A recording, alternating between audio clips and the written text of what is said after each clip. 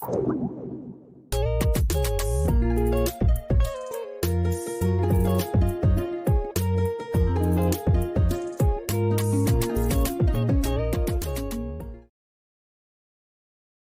guys, welcome back to another edition of the Addictively Speaking podcast. I'm your host, James. Um, and funny story, I recorded this episode probably like 2 weeks ago, but I posted it and then realized that there was no actual audio of it. So I had no audio, just the video, and it was just me talking at a camera with no audio whatsoever. So I've had to come back and re-record it. And actually, I'm kind of glad I've got to do that because I can kind of um, rejig it a bit and change it up. So we are coming up. We have 40 episodes recorded of this podcast to date. Just creeping up on, getting close to 50. So that's quite exciting. I'm very proud of that. So in this episode, we're going to talk about um, when people tell you, like, if you start messing with drugs and alcohol, like, you're going to wind up dead or in jail. So I just kind of want to go through some of the stories in my life where I've either could have possibly wound up dead. I did end up in jail because of a situation, um, and potential times I could have ended up in jail over situations. I'm not glorifying any of this. I'm just expressing it and sharing it with people to show that you're not wrong when people say that. They're not wrong. Like, I mean, these things, this is what happens when shit spirals out of control. Um, and not to like to go back in time to when I first started drinking. Um, I was always the kind of person who overdid it to the point where like I'd throw up or pass out or like go too far. Um, I wasn't doing it to have fun or enjoy it. Like I was doing it to just fucking escape. Even at a young age, like I drank excessively compared to my peers who I was drinking with. I went too far. So there were many of occasions where I was the one who ended up, passed out face down, throwing up. I have too many stories, and I know, I know people will be like, "Oh yeah, but that's what kids do." Yeah, but excessively all the time, like, not all the time, not every time you drink, that's the end result, right? I never held back, I never stopped, I didn't slow down, I just kinda, like, pick up the pace. Um, so I do remember a story where I was with my friends, and we were away, at a buddy's house. He just got an apartment in York, Pennsylvania, and we went down to have a party.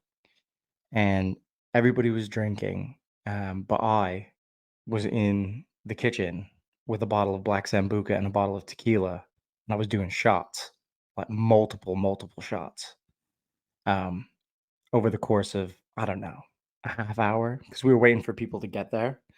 And yeah, I did multiple shots and was drinking beers, I think, on top of that. I can't remember. So I was mixing, I was drinking heavily. I finished off a bottle of Sambuca with 3 other people and then started on a bottle of tequila and got about halfway through that. Um, and I went into, like, this back bedroom and, like, laid down and was with my best friend who was still alive at the time. We were hanging out in that back bedroom, and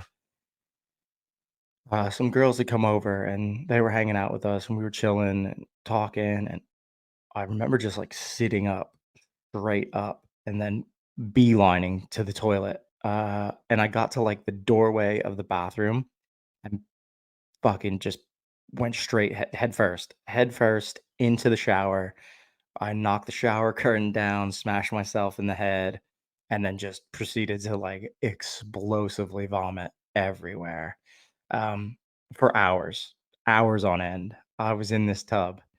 So I was, like, halfway in, halfway out, throwing up for hours. And during this time, party keeps going. Everybody's kinda having a good time. Some people are sat with me like, you know, "You alright?" Pulling my head out. And, at one point, and this is where deader in jail kind of thing comes into play. Somebody decided to turn the tap on the shower, like to wash out the vomit. But because it was so thick, it just built up, and I was laying in the tub, like halfway, like my face was pressed against the bottom of the tub. Um, and like I could feel the water like starting to hit my face and like come around my mouth and stuff. And I was like, shit, I couldn't move. I was literally like paralyzed. Like I just laid there and I was like, oh, like trying to make noises. So like somebody, because nobody was with me at the time. Like they just turned the water on and like walked out. I don't know what happened, but I was just laid there. And, like, the water's running, and I'm like, "This is, I remember thinking, like, "Fuck, this is I can't move. What am I gonna do?" Like, "Oh, shit." So I'm, like, making noises, and I just remember, the water coming up over my mouth and my nose, and somebody finally come in and, like, yank me back, and they were like, "Yo, what the fuck? You left him here with the water running, like, he coulda drowned." And I was like, and I sat back and was like, "That was close." I just sat there and when you're young, you don't think about that as like a huge like if nobody would have come in, I I couldn't have pushed myself backward. I couldn't have got out of it. Like I was paralytic. I was done. So that's scary to think back on a situation like that where, somebody could have just I could have just died in that room. Nobody would have fucking known. They'd have found me, you know? So that's scary stuff to think about. Like that's my drinking. That's how I do it, you know? And then after that, my best friend passes away. Things start to get out of control. I get depressed. I get angry. Um, and then I drink, and I drink heavy and hard. Um, so when I drank faster than everybody, full speed. I was at a party with some friends. I think it was like a graduation party. And again, shots came into play, and I was pounding shots, but my friends weren't drinking the shots, they were pouring them out, and I was drinking them. I was drinking Firewater and Ice 101, one after the other, after the other, after the other, after the other. I just went batshit crazy with it, and I just remember about, I don't know, maybe 45 minutes later to an hour, I ended up in the hallway of outside the bathroom throwing up, like, with my face, like, pressed in it. Um, Somebody had found me and, like, turned me over, like, sideways, like, cause I was, like, face down in it, cause I had it all over the side of my face, and then I was, like, face down in it for a bit, and then they kinda, like, rolled me to my side, like, and then the girl's party, who it was, came upstairs and found me, and then she, like, picked me up and took me into the bathroom and, like, washed me up and cleaned my face up and got it was out of my hair, it was on my hair, it was in my head, it was all over me. And then she, like, put me to bed, but again, face down in my puke in a hallway. Probably could have died. Not a good look. Um, so yeah, so these things are trending now in my life. This is how I handle shit. Um, a real scary time in my life, after my best friend passed away, I was really struggling.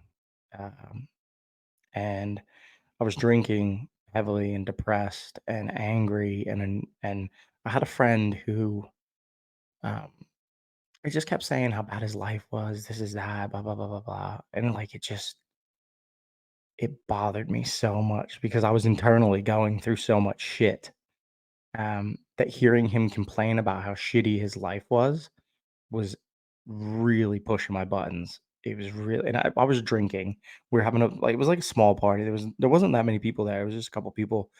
And I was drinking, and he just kept complaining, and I I don't know, it, like, flipped a switch, and I was like, "That's it." I was like, "You talk about it, like, I'm gonna do it." And this is when I decided I was going to harm myself. I was drunk.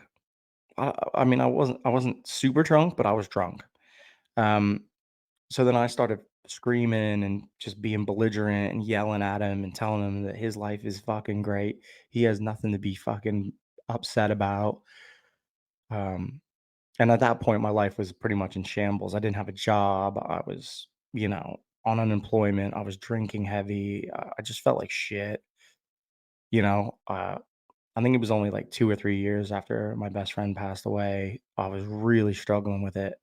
So I go to the cabinet and I start like grabbing like whatever. I mean, there's only aspirin and there's like stupid shit in there. There's like cough medicine and NyQuil and shit. So I took all the aspirin and just put them in my hand, threw them in my mouth right in front of him, and chugged a beer. And he grabbed the bottle, and I, you know, grabbed another beer and I chugged it. Then I went to the freezer because there was a bottle of vodka in there, and I went to grab that. And then he grabbed me, and then I started screaming in his face. Um, you know, you talk about doing it, I'm gonna fucking do it. You're gonna sit here and watch me. This is what you fucking done. You see what you fucking did. And he just freaked out. I mean, honestly, I don't blame him. It was fucking ridiculous. I was going off the deep end, and my roommate was like, "What are you doing?" Like grabbed me by the shoulders. Like, "What are you doing?" He's, "Give me the vodka. Give me the vodka." So I cleared out the cabinet, the medicine cabinet. The buddy who was complaining the whole time left. He just got in his car and left. He went outside. I went outside and chased him, screaming, just being just ridiculous, man. I mean, I was crying out for help. I wanted somebody to help me. I wanted something, you know? And he got in his car and he just drove away. He just left. My roommate at the time was like, "What are you doing? You just took a whole bottle of aspirin or Tylenol. You're not gonna die. Your stomach's gonna hurt and you're gonna feel like shit, but you're not gonna die." So I was like, obviously I'm like crying and I'm like all upset. I don't know what to do. So he made me throw up. I threw up everything. This is the crazy bit is like he went down because we had like a high porch and I threw up. I threw up over top of it onto the ground. And he went down and he counted. He started counting. He's like, "More, keep going." So I kept throwing up and throwing up and throwing up. And he was like, "All right, the last two, nothing came out. So I think you're good." He was like, "Go upstairs to bed. You need to fucking sleep." And I went upstairs and yeah, I just wrote all these notes because I was afraid like if I fell asleep, I was going to die because I didn't understand what I did. I was drunk. My thought process was fucked. So I just wrote all these notes to my mom, to my dad, to my best friend's parents, and told them like, "I'm sorry." Like I, I wrote tons of them. Um, and then the next day, I had to like call my mom and tell her what happened, and then she checked me into. We check. Oh, I checked myself into psych ward for 3 days to get some treatment. And it had been the first 3 days that I'd been sober for like 3 years. So yeah, it was a crazy experience. And after that, I got sober for like 6 months, 6 months, 8 months, something like that. And then obviously I relapsed. I went back into it heavy and hard. And then I started becoming more aggressive and violent. Um, with my drinking, I would get into lots of fights. Um, but that's not what ended me up in jail for the first time and only time, which I don't I mean, which is impressive to me because of all the fights and violent things I was doing that I only ended up in there one time. Um, but I ended up getting a DUI because that's what I was doing with my life. I was driving drunk quite frequently, um, all over the place, actually, which is terrifying to think about now. Is that I drove drunk like 45 minutes. I was driving 45 minutes drives, hammered. Um, one time I passed out while driving, clipped my mirror, I hit a sign, like slightly hit a sign, and cut up my windshield. Um, and then proceeded to drive another 40 minutes to my destination after I've done that. Uh, which which I don't know why I decided to do that, but obviously alcohol plays a huge role. I was so drunk. I shouldn't have been walking, let alone driving. Um, you know? So that's, crazy that I was just driving around like that. I'm lucky that I never killed anybody or myself. Um, but my DUI, I ended up going out, drank about a drank a fifth of Captain Morgan, and ended up parking on a set of train tracks and getting arrested and getting put on probation for a year, paying a fine, blah blah blah. You know, and then I was on probation and it was unsupervised, so I didn't have to check in. It was just I just had to stay out of trouble for a year, and I couldn't do that. Uh, I lost my license for 6 months, I think, at that point, and then I think I was 9 months into it. I think, yeah, 2 more months, 3 more months, or something like that. I would have been off probation, and lo and behold, heavy drinking night out 3 o'clock in the morning, and we roll up on some people walking across the street. Made the car stop, because they were just taking their time, and I was annoyed by that. So I rolled the window down, I was like, "How about you get the fuck out of the road?" And they said, "How about you make me?"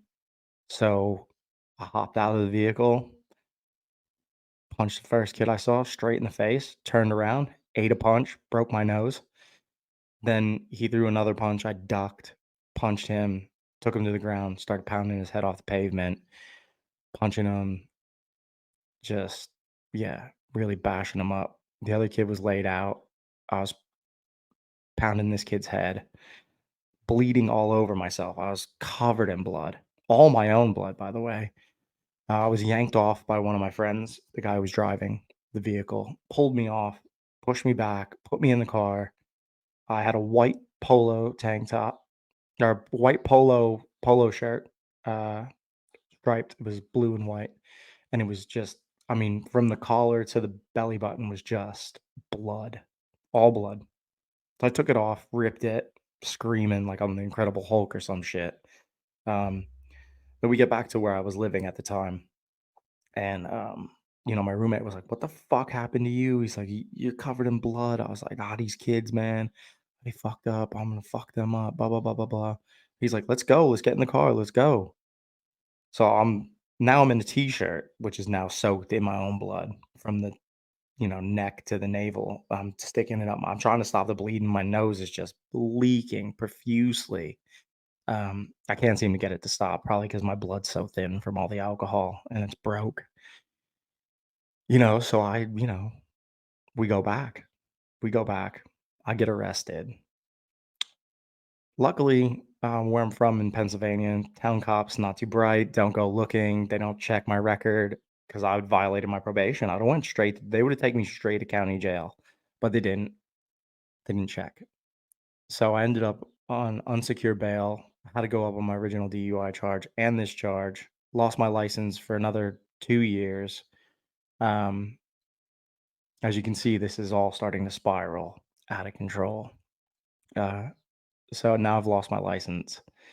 Uh, I end up having to plead guilty, go to jail for 3 nights. Um, so I ended up in like I don't know, segregation. They put you in seg when you come in, and yeah, you have to do the whole thing. Get naked, cough, get a orange jumpsuit, and I was in Northumberland County Jail, which is a shithole, by the way. But it was like built in the 1800s. It was damp. It was cold. Um,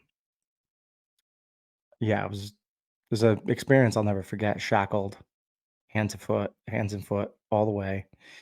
Put in your cell, 23 hours, 24 hours. I didn't even come out. I don't think I came out. I stayed in there the whole time, the whole weekend in the cell with my cellie, just sleeping and doing push-ups and listening to people scream all night, like scream all night. One guy just screamed shit cookies for like 3 hours, just yelled that repeatedly. I have no idea why, but that's what he yelled. And the other guy just told stories about this one time when he was at fucking Walmart and he yelled them for hours again, you know? So these are crazy experiences. But again, did not stop me from drinking, did not stop me from going balls to the wall, you know? Uh, I was getting in fights so regularly, like I had like black eyes like all the time. I had my hand broke. I broke my hand in a fight with a kid over a girl. So I had to go to the hospital. Broke my nose twice in like 1 week. Got into two fights. Um, yeah, so I was ending up in a lot of trouble with police, and then I was got caught driving with a suspended license twice, which ended up getting my license suspended from like 4 years total, I think it was. Um, and then also I was on ended up on supervised probation for 3 years, um, which I was, you know, I actually got caught out on a night by my probation officer. So I was semi-functioning. I was going to work. I had a job, but I was getting fucked up all the time, and I was out. And we had went out of town, and we had come back, and for some reason we were just, we were out, and they did a sweep, and I just remember everybody being like, "Probation's coming in," and I was like, "Fuck." And I stood there and I was like, "Oh, he's gonna find me." So I like tried to like blend in. I don't know. I don't know when you're drunk, you just think like you're gonna blend in with everybody. Like he knows who I am. Like he's seen me. He knows who I am. So like he walks in and he knows who he's looking for. So like they walk around and he obviously just walks straight up to me. He's like, "What the fuck you doing here?" And I was like, "Oh, I just came in. I just got here." And he was like, "Let's go. This is a violation." And I was like, "What?" And he's like, "Let's go. We're going now." So I was like, "Shit, I'm going to jail." So he took me out and he's like, "Listen, I'm not taking you to jail. Do you have work tomorrow?" And I was like, "Yeah."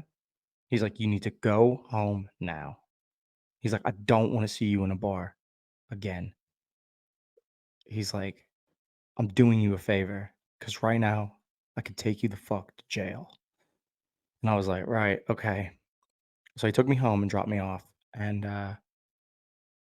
yeah, he never caught me out in a bar again. No, it didn't mean I wasn't out, but I was not as out as I was before because he told me if I fuck this up. And he told me, he's like, you're a good person. I don't know why you're doing this to yourself."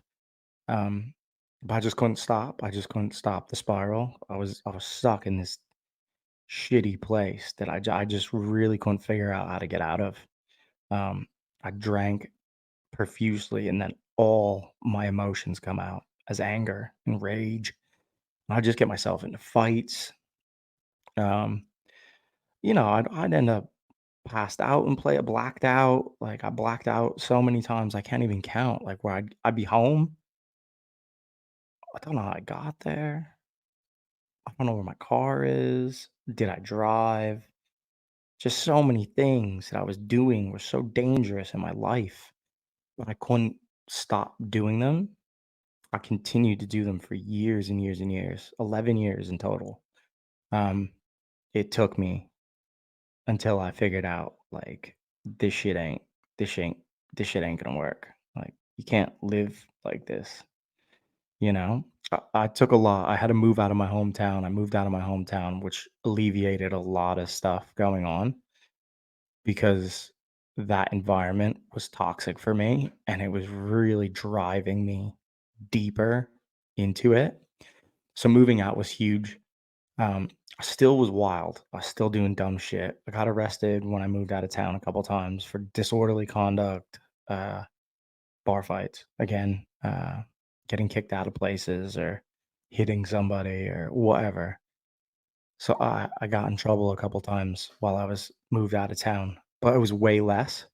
Um, and then obviously, the more time I spent out of my hometown, the more I started to, you know, inch my way towards sobriety and recovery. But it took a lot. It took a lot because, I a couple years like before I got like before I decided to get clean like completely, you know, I would toy around with the idea and I'd tell people like, I think I have a problem and they just, Nah, nah. So I valued a lot of people's opinions more than I valued what I was really thinking in my own head or what I'd really come to realize. I ended up stuck in like a real toxic relationship with this girl, which was horrible for me, a downward spiral, really drug me down again, fighting and arguing with her and all that shit did not help it, so I'd get myself into a lot of trouble because of that. But when I finally got out of it and I found recovery and I started pulling myself out, um, the clarity that comes into you and the more self-aware you get of who you are personally, um, I can see it now, uh, that a lot of the problems, I always had a bad relationship with alcohol. I never had a good one. You know, I was never a social drinker. I didn't drink for fun. I didn't drink to just get a buzz. I drank to get fucked up. And I've realized that and I've accepted that. And I know that I can never drink again because of that, because I'm not wired that way. I don't just want to have a drink and kick back. I want to have a drink and fuck shit up and really, you know, let stuff out. And I think too, what I'm realizing more now with the current situation in my life that I'm going through, which I won't mention. But I've really noticed that I bury shit. I bury shit. I put walls up and I bury it and I block it off. But when it comes out as anger. It comes out as, saying hurtful things. It comes out as shit because it get that's it just compiles over time. You know, it could be sadness, it could be happy, it could be all these emotions get mixed in, and it all just erupts as anger and annoyance and frustration, and it comes out in all these negative ways. I don't have a way to release it. Um, I've been struggling with my running and trying to maintain those things because yeah, that's what I use. So I think I'm gonna start regularly looking at therapy and stuff like that because it's tough to manage it. It's tough to manage that shit and work through it. Um, but sobriety has definitely just given me the ability to have clarity in my life. I haven't been arrested, you know, in 12 years, 13 years maybe. I don't know. I can't remember the last time I got in trouble with the police. I haven't passed out in my own vomit. I haven't almost died. In the last 12, 13 years, which is great because those were the reality I was living in that, every week was either, "Oh, I could possibly end up dead. I could possibly end up in jail." You know, those are the choices I was making. Those are the paths that it was leading me down, and I finally found a way out. It just took a long time to get there. And, it is constant work. I am constantly working on it and trying to progress in my life and do better, working on my career or my family or myself, um, are all things that I have to do constantly, to become better. Because now that I am self-aware, like it's a blessing and a curse because I can see all the shit that I'm doing wrong, but I can't figure out how to fix it sometimes. And I think that's why I have to go back and maybe get some therapy, maybe talk to somebody, maybe get some help. Because yeah, sometimes it just gets a bit out of control, and you have to like wind it back in, So that's what I'm working towards now is getting myself right and continuing my sobriety, continuing this podcast, continuing my journey, continuing sharing other people's journeys. I look forward to keep giving you guys content, keep giving you guys inspiration and hope, and yeah, just help people wherever I can because I had a lot of shitty things happen in my life. I made it through them. It hasn't been easy. It hasn't been pretty, but I've done it. And I've done it off my own back. I did it myself. Thank you to me because I worked really hard at this. I sacrificed a lot. Um, and I found sobriety, I found recovery, and I'm happy to share that with you guys, my listeners. Thank you all for your support. Continue your support. Follow us on Instagram. Follow us on Facebook. Subscribe to the YouTube. We're closing in on 250 subs.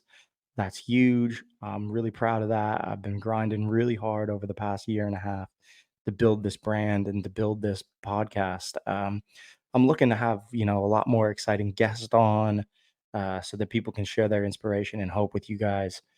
So continue listening and keep, doing what you're doing. Like, subscribe, follow, comment on stuff, participate, be part of the community. So thank you guys for everything. And this is it. We're out.